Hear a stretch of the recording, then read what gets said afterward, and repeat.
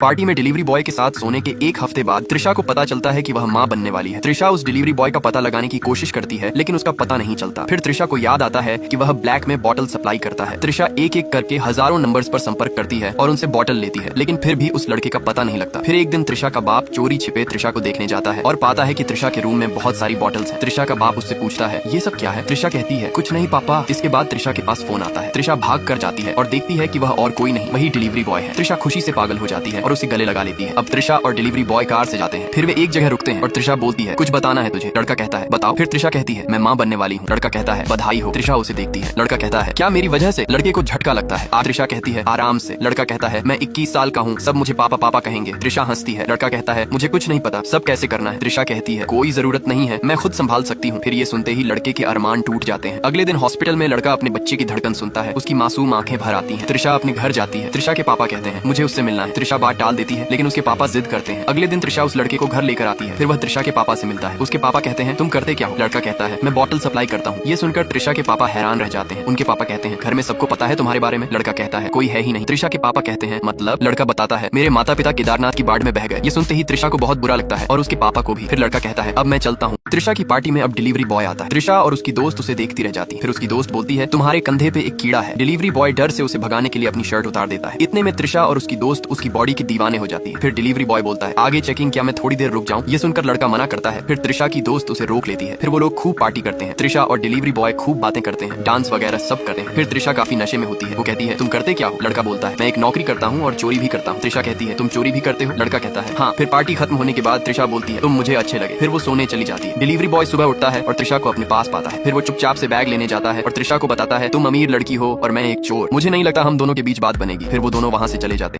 त्रिशा को कमरे में कपड़े बदलने होते हैं। उसने विशाल से कहा तू बाहर जा, मुझे चेंज करना है। लेकिन विशाल कहाँ मानने वाला था। उसने शरारत से मुस्कुराते हुए कहा अरे मैंने तुम्हें पहले भी देख लिया है, इतनी शर्म क्यों कर रही हो? त्रिशा ने आंखें तरेरी और उसे कमरे से बाहर भगा दिया। बेचारे विशाल के अरमानों पर पानी फिर गया। वो बाहर बैठा खुजली करता रहा। थोड़ी देर बाद त्रिशा बाहर आई और उसे खुजलाते देख बोली अबे क्या कर रहा है? विशाल ने उसने तुरंत पूछा चलो बाहर घूमने चलते हैं। दोनों बाइक पर शहर की सैर करने निकल पड़े। रात भर दोनों ने खूब मस्ती की, हंसी ठिठोली की और शहर के अलग अलग कोनों में घूमा। वापस लौटते ही विशाल फिर से अपनी चालू हरकतों पर उतर आया। त्रिशा थकी हुई बोली विशाल अब सो जा। त्रिशा ने दरवाजा खोला तो देखा कि विशाल उसके सामने खड़ा होकर अपने एब्स दिखाने की कोशिश कर रहा था, जैसे उसे इंप्रेस करने की पूरी प्लानिंग कर रखी हो। त्रिशा हंसते हंसते बोली अरे हट, क्या कर रहा है? त्रिशा उसकी हरकतों को देखकर मुस्कुराई और अंत में कहने लगी ठीक है, बस थोड़ा टाइम स्पेंड करेंगे। अगर सभी को त्रिशा के पापा जैसा ससुर मिले तो सच में मजे ही मजे हों। त्रिशा के पापा को विशाल पसंद आ जाता है और वो अगले दिन उसके घर पहुंच जाते हैं। लेकिन विशाल का घर देखकर उनकी आंखें फटी की फटी रह जाती हैं। विशाल ने कमरे को सिगरेट के धुएं से भर रखा था। वो अंकल को बैठने को कहता है पर पापा कहते हैं अबे बैठूं कहाँ, हर जगह कूड़ा फैला हुआ है। घर की हालत देखकर त्रिशा के पापा शॉक हो जाते हैं। कपड़े बर्तन चारों ओर बिखरे पड़े हैं। बेडरूम में तो और भी बुरा हाल था। 2 साल पुराने पिज्जा में सिगरेट घुसा रखी थी। किचन का हाल देखकर तो ऐसा लग रहा था जैसे सदियों से बर्तन धुले ही न हो। पापा तुरंत बाहर जाते हैं और सफाई कर्मचारियों को बुलाकर पूरा घर साफ करवाते हैं। इसके बाद वो विशाल को कार में बिठाकर अपने साड़ी के बिजनेस पर ले जाते हैं। वो बताते हैं कि विशाल को बस रोजाना वहाँ बैठना है और शाम को पैसे ही पैसे। लेकिन विशाल मना कर देता है। पापा जो ठहरे एक गुजराती व्यापारी हार मानने वाले नहीं थे।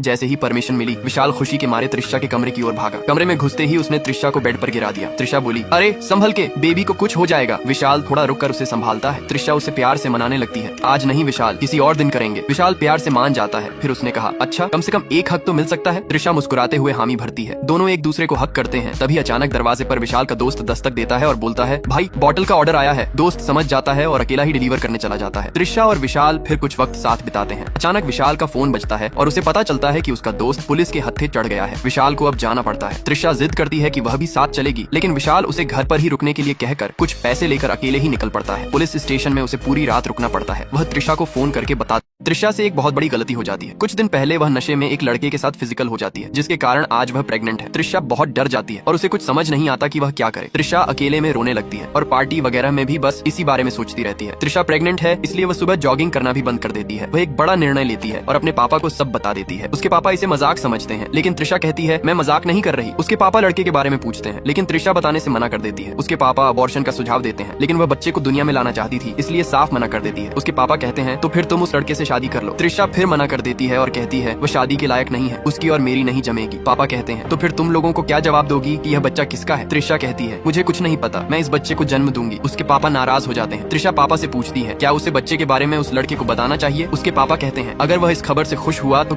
त्रिशु अब्रॉड पढ़ाई के लिए यूनिवर्सिटी इंटरव्यू दे रही थी। तभी उसके पापा कमरे में आकर स्पीकर में जोर जोर से गाने बजाते हुए नाचने लगते हैं। वे अपनी बेटी त्रिशु से बहुत प्यार करते थे, इसलिए वे उसे खुद से दूर नहीं करना चाहते थे। त्रिशु उन्हें काफी रोकने की कोशिश करती है, लेकिन उसके पापा उसका एडमिशन कैंसिल कर देते हैं। त्रिशु पापा से नाराज होकर अपने दोस्त की बर्थडे पार्टी में मन हल्का करने चली जाती है। त्रिशु अपने दोस्त की पार्टी में खूब मजे करने लगती है। उसका दोस्त पार्टी का मजा बढ़ाने के लिए कुछ महंगी बोतलों का इंतजाम करता है। बोतल डिलीवर करने वाला लड़का विशाल को देखकर त्रिशु की सारी दोस्त फ्लैट हो जाती है। विशाल बाहर भारी चेकिंग होने के कारण कुछ देर रुक जाता है। सारी लड़कियां उस पर लाइन मारने लगती हैं। लड़का भी सभी के साथ काफी एंजॉय करने लगता है। त्रिशु और विशाल में आपसी दोस्ती बढ़ जाती है। वे दोनों एक साथ डांस करते हैं। त्रिशु तो ओवर हो जाती है और उसे बाथरूम जाना होता है। विशाल उसकी मदद करता है। थोड़ी देर बाद विशाल और त्रिशु का नशे में फिजिकल रिलेशन हो जाता है, लेकिन त्रिशु पर एक मुसीबत आन पड़ती है। जब वह हॉस्पिटल में टेस्ट कराने जाती है तो प्रेगनेंसी टेस्ट पॉजिटिव होता है। चेकअप के बाद जब विशाल डॉक्टर स्नेहा को पैसे देने लगता है, त्रिशा उसे बाहर खींचते हुए कहती है, पैसे डॉक्टर को नहीं रिसेप्शनिस्ट को देते हैं। विशाल मुस्कुराते हुए कहता है, ये सब छोड़ो, तुमने डॉक्टर से पूछा कि हम वो फिर से कर सकते हैं क्या? त्रिशा उसका मजाक उड़ाते हुए हंसती है और कार में बैठकर चली जाती है। घर पहुंचने पर त्रिशा को पता चलता है कि उसके पापा विशाल के बारे में सब जानकारी निकाल चुके हैं और उससे मिलने पर जोर देते हैं। त्रिशा मना करती है, पापा वो आपको पागल कर देगा, लेकिन पापा के जोर देने पर वह मान जाती है। विशाल घर आता है। त्रिशा के पापा को उठाने में इतनी जोर लगा देता है कि उनके कंधे में दर्द हो जाता है। फिर पापा उससे काम के बारे में पूछते हैं तो विशाल ईमानदारी से कहता है कि वह बॉटल बेचता है। जब उसके परिवार के बारे में पूछा जाता है तो वह बताता है कि वह अनाथ है और उसके माता पिता केदारनाथ की बाढ़ में गुजर गए। वह अपने रिश्तेदारों पर बोझ नहीं बनना चाहता था। विशाल उसके पापा की सारी चुगली कर देता है। त्रिशा अपने पापा को डांट लगाती है और कहती है, आपको क्या जरूरत थी उसे ये सब बिजनेस दिखाने की? वो नहीं करना चाहता, आप जोर क्यों दे रहे हैं? पापा कहते हैं, मैं तो बस उसे सेटल करना चाहता हूँ। विशाल कहता है, अंकल मैं पहले से ही सेटल हूँ। पापा कहते हैं, हाँ बेटा तू तो ब्लैक में अमृत बेचकर अच्छा खासा सेटल है। विशाल कहता है, तो आप हमारी शादी कराना चाहते हैं? त्रिशा मना कर देती है और कहती है, मैं इससे शादी नहीं करने वाली। पापा उन दोनों को किसी तरह मना लेते हैं। विशाल भी शादी के लिए मान जाता है और त्रिशा भी सोच में पड़ जाती है। कुछ समय बाद वह भी मान जाती है। अब उसके पापा त्रिशा को विशाल के घर रहने के लिए भेज देते हैं ताकि वे एक दूसरे को समझ सके। विशाल उसे अपना घर दिखाता है। त्रिशा को उसका घर पसंद आता है। विशाल उसे अपने बेडरूम में ले जाने लगता है। त्रिशा जोर से हंसती है और कहती है, तू अभी भी उसके ख्यालों में है, हमारे बीच ऐसा कुछ नहीं होने वाला। लेकिन विशाल घर के कोने कोने में त्रिशा को ढूंढ रहा था, लेकिन वो कहीं नहीं मिल रही थी। आखिरकार बिना देर किए वह त्रिशा के पापा के घर पहुंचा। घर में घुसते ही त्रिशा मिल जाती है, जो अपना कुछ सामान लेने आई थी। विशाल थोड़ा नाराज होते हुए पूछता है, तुम मेरा कॉल क्यों नहीं उठा रही थी? त्रिशा ने जवाब दिया, उठा नहीं पाई, लेकिन तुमने बाद में मेरा कॉल क्यों नहीं उठाया? तभी विशाल को याद आया कि त्रिशा को ढूंढने की टेंशन में उसने भी किसी का फोन नहीं उठाया। त्रिशा ने उसे सोफे पर बैठने के लिए कहती है। विशाल अपने दिल की सारी बातें त्रिशा से कहने लगा कि कैसे वह उसे बेहद पसंद करने लगा है और उसके बिना अब रह नहीं सकता। उसने त्रिशा से हमेशा साथ रहने और शादी करने की बात भी कही। त्रिशा भी मुस्कुरा दी। उसे भी विशाल अब अच्छा लगने लगा था, तो उसने भी हामी भर दी। बाहर से त्रिशा के पापा घर में दाखिल होते हैं। विशाल बहुत उत्सुक होता है। उसने जल्दी जल्दी त्रिशा से कहा, चलो अब चलते हैं। त्रिशा के पापा हंसते हुए बोले, अरे इतनी भी क्या जल्दी है, थोड़ी देर और रुक जाओ। उसने